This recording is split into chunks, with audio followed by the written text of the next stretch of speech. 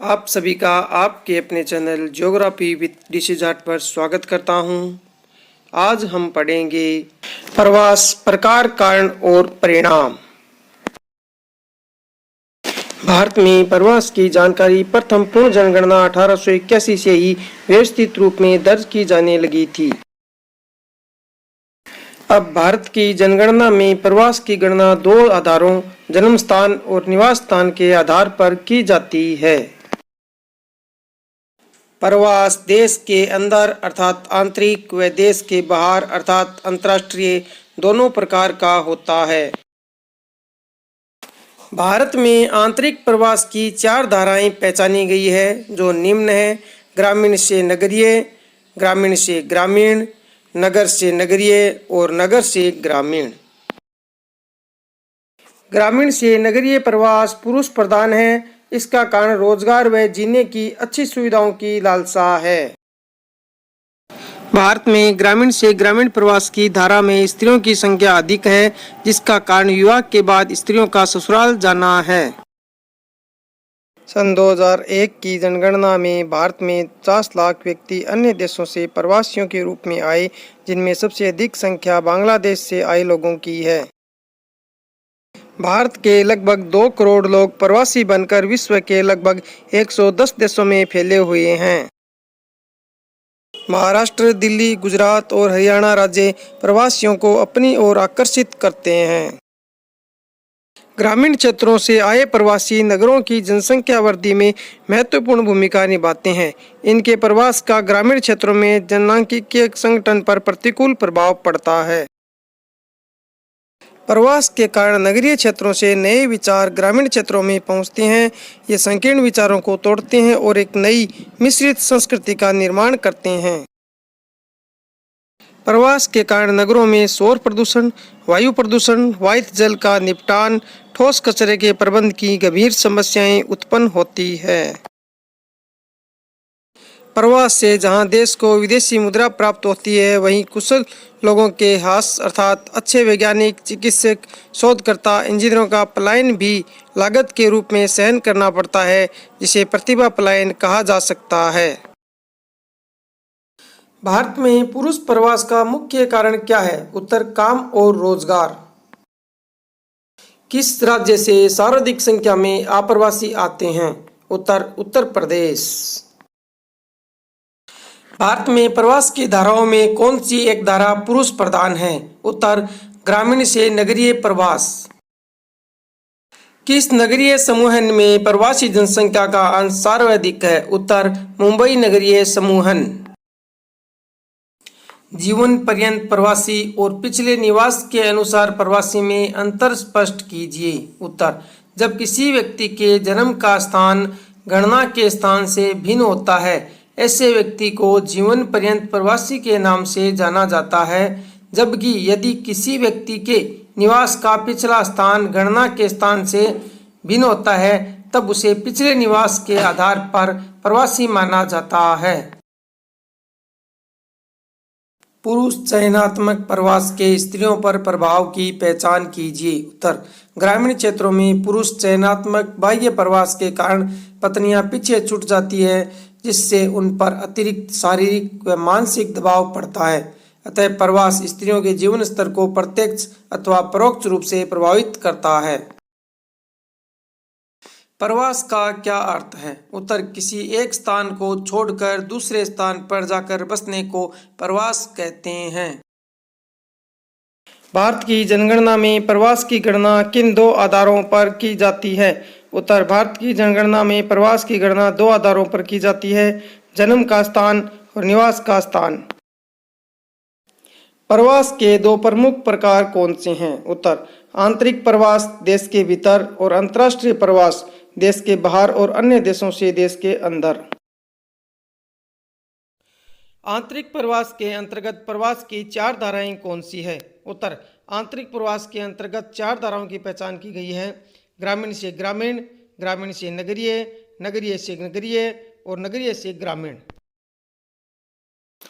अंतर्राज्यीय प्रवासियों में जनसंख्या के किस वर्ग की प्रधानता है? उत्तर: स्त्री वर्ग।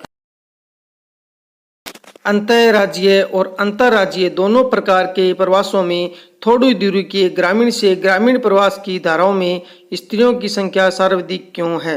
उत्तर, स्त्रियों की संख्या अधिक होने का कारण विवाह उपरांत विवाह के बाद प्रवास है।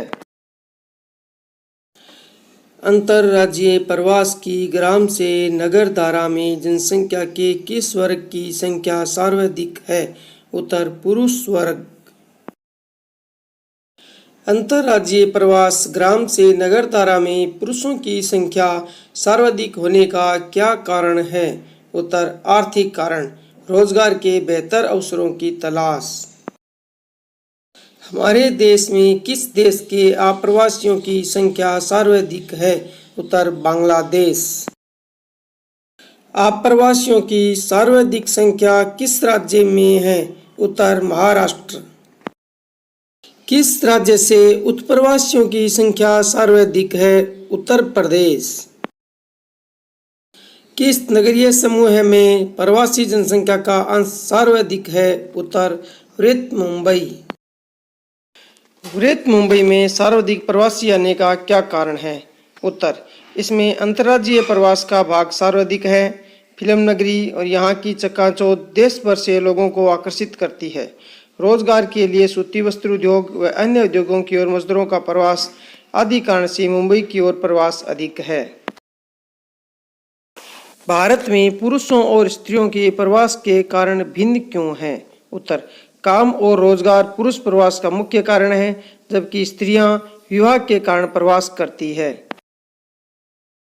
किस राज्य में स्त्रियों के प्रवास का मुख्य कारण विवाह नहीं है? उत्तर, मेघालय। भारत में किन दो राज्यों ने अंतर्राष्ट्रीय प्रवासियों से अच्छी मात्रा में विदेशी हुंडियां प्राप्त की है? उत्तर, पंजाब, केरल। प्रवास के प्रतिकर्ष कारक क्या है? उत्तर, प्रतिकर्ष कारक वे कारक जो लोगों को निवास स्थान अथवा उद्गम को छुड़वाने का कारण बनते हैं प्रतिकर्ष कारक होते हैं। जैसे भारत में लोग ग्रामीण से नगरीय क्षेत्रों में मुख्यतः गरीबी, बेरोजगारी, कृषि भूमि पर जनसंख्या के भरण पोषण का अधिक दबाव, अवसंरचनात्मक सुविधाएं जैसे शिक्षा, स्वास्थ्य, बिजली, परिवहन, मनोरंजन इत्यादि के अभाव के कारण प्रवास करते हैं। इनके अलावा पर्यावरणीय कारक जैसे प्राकृतिक आपदाओं, बाढ़, सूखा, चक्रवात, भूकंप इत्यादि तथा राजनीतिक अस्थिरता, अशांति, स्थानीय संघर्ष भी प्रतिकूल परिस्थितियां उत्पन्न करते हैं। प्रवास के अपकर्ष कारक क्या है? उत्तर, ये गंतव्य स्थान के वे कारक हैं जो लोगों को अपनी ओर आकर्षित करते हैं। लोग गांवों से नगरों की ओर आकर्षित होते हैं। गांवों को छोड़कर लोग दिल्ली, मुंबई, कोलकाता जैसे महानगरों में रोजगार के बेहतर अवसर, नियमित काम मिलना, ऊंचा वेतन, शिक्षा, स्वास्थ्य, परिवहन, मनोरंजन इत्यादि की सुविधाओं के उपलब्ध होने के कारण प्रवास करते हैं। प्रवास को परिभाषित कीजिए। उत्तर, किसी मानव या मानव समुदाय द्वारा अपने स्थान को त्याग कर किसी अन्य स्थान पर जाकर रहने या बसने की प्रक्रिया प्रवास कहलाती है। प्राय मानव या मानव समुदाय विभिन्न प्राकृतिक, सामाजिक, आर्थिक व राजनीतिक कारकों से प्रभावित होकर प्रवास करता है।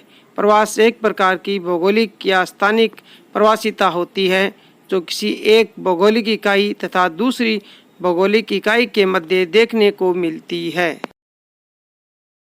बाग महोदय ने प्रवास को किस प्रकार परिभाषित किया है? उत्तर, बाग महोदय के अनुसार एक मानव समुदाय या समूह द्वारा अपने स्थान को त्याग कर किसी अन्य स्थान पर जाकर रहना, बसना ही प्रवासन कहलाता है। उत्प्रवास से क्या तात्पर्य है? उत्तर, स्थानांतरण की वह प्रक्रिया जिसमें एक स्थान से मनुष्य दूसरे स्थान को जाते हैं, अर्थात अपने वर्तमान निवास स्थान को छोड़कर किसी दूसरे स्थान की ओर जाना, अर्थात अपने मूल स्थान को छोड़ना ही उत्प्रवास कहलाता है। आप्रवास क्या होता है? उत्तर, आगमन की प्रक्रिया जिसके द्वारा बाहरी स्थानों से मानव किसी प्रदेश या स्थान के अंदर आकर स्थायी रूप से बसते हैं।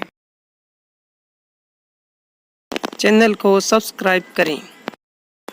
वीडियो को पूरा देखने के लिए धन्यवाद। वीडियो को लाइक एंड शेयर जरूर करें।